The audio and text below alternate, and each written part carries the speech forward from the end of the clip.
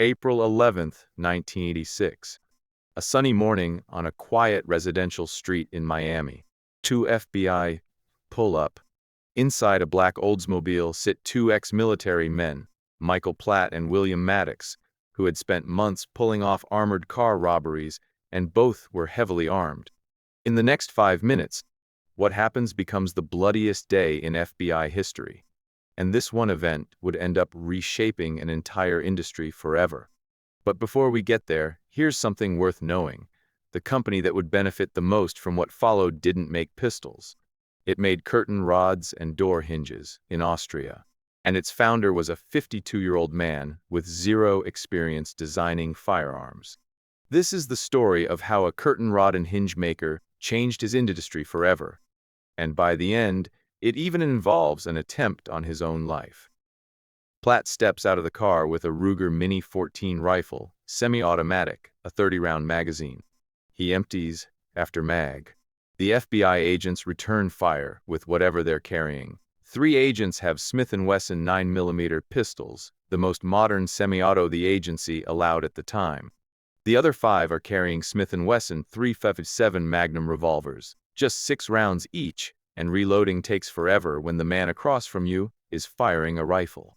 By this point, Platt has already swapped magazines twice without stopping. One agent's round hits Platt in the chest, punching through a lung, stopping just an inch from his heart. Platt staggers, but he stays on his feet. In a gunfight lasting nearly 5 minutes, over 140 rounds are fired. Platt and Maddox die, but the FBI loses 2 of its own agents. Benjamin Grogan and Jerry Dove, and 5 others are wounded.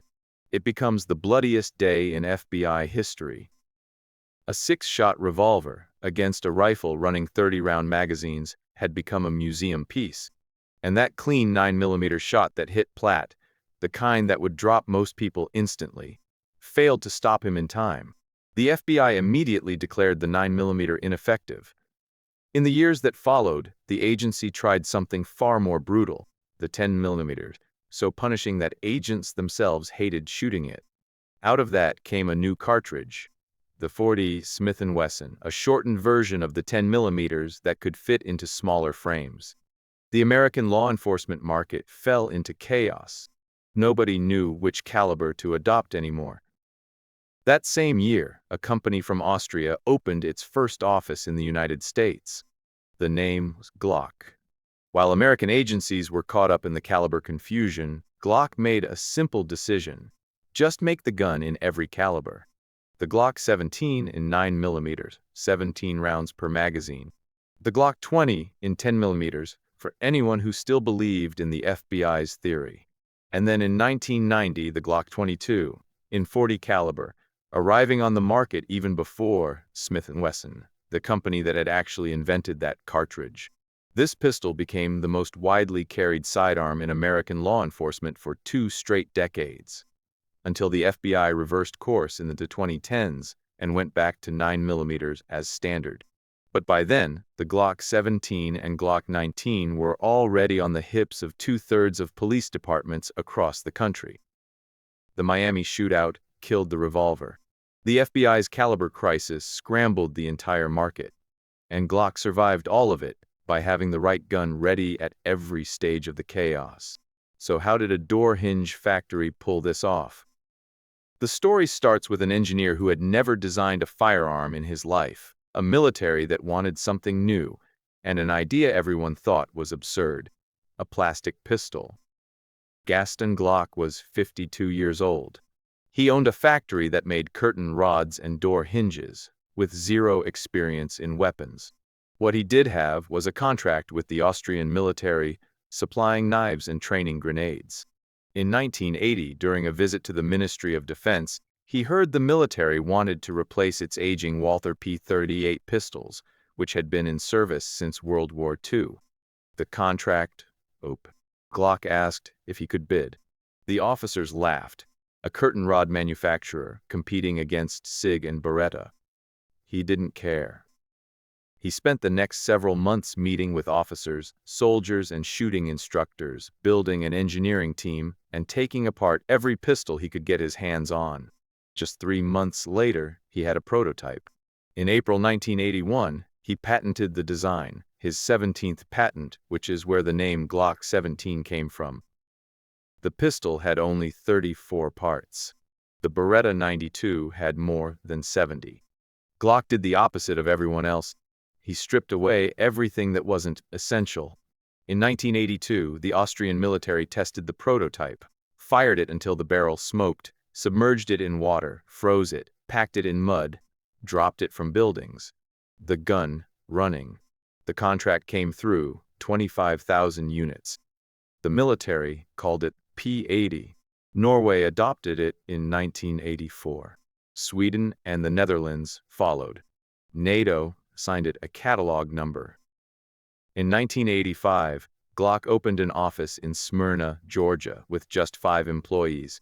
The following year, American press started running stories about a plastic pistol that could slip past airport metal detectors.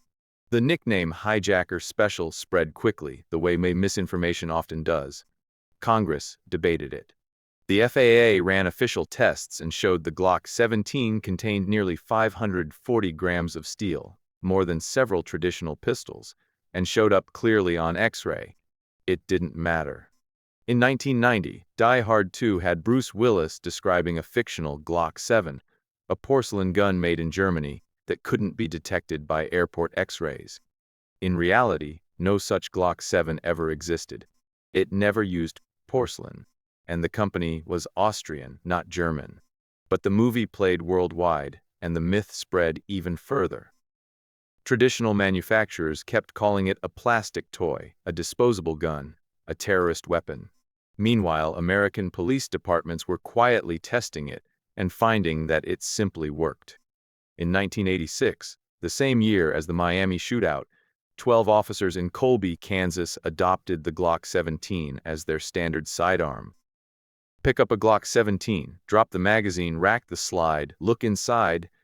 There's no manual safety, no decocker, no external safety lever. Instead, Glock built in 3 internal safeties. One on the trigger, a lever that only releases when a finger actually pulls it, not from being dropped or jolted.